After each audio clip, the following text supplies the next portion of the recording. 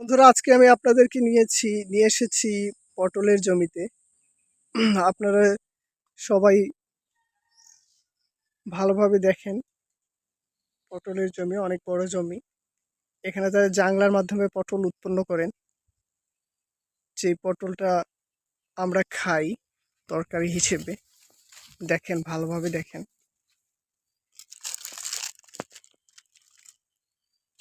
কত সুন্দর পটল ধরে আছে দেখেন।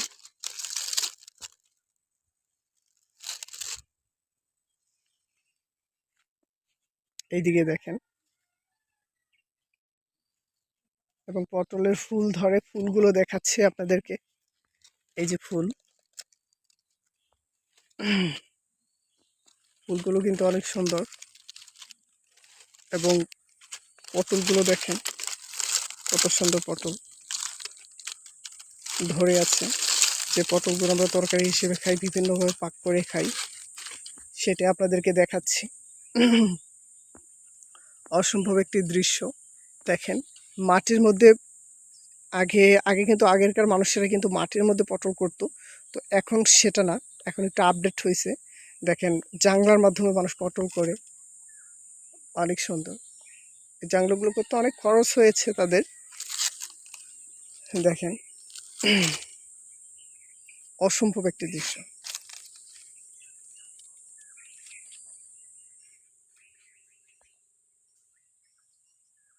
এই যে এইদিকে দেখেন, পটল ধরে আছে,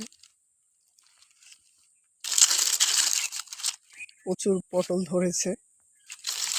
তারা সপ্তাহে 2 দিন পটল তোলে। 2 দিন কি 3 দিন পটল তুলতে পারে।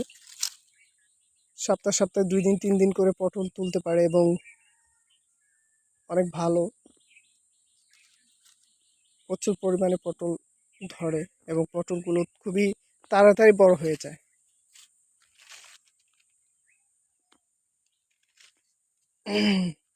দেখেন, তাদের গোড়াতে 3টা 4টা করে গাছ দিয়ে ঝাড় করে দেওয়া।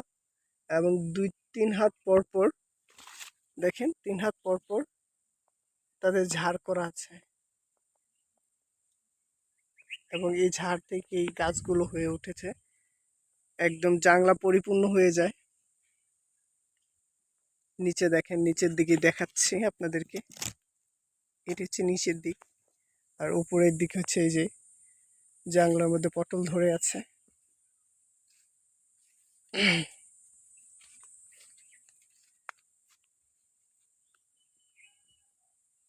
দেখতে পাচ্ছেন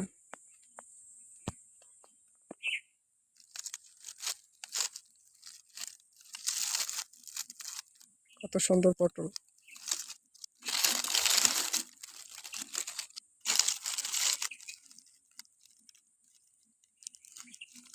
আমরা বিভিন্নভাবে পাক করে খাই, কিন্তু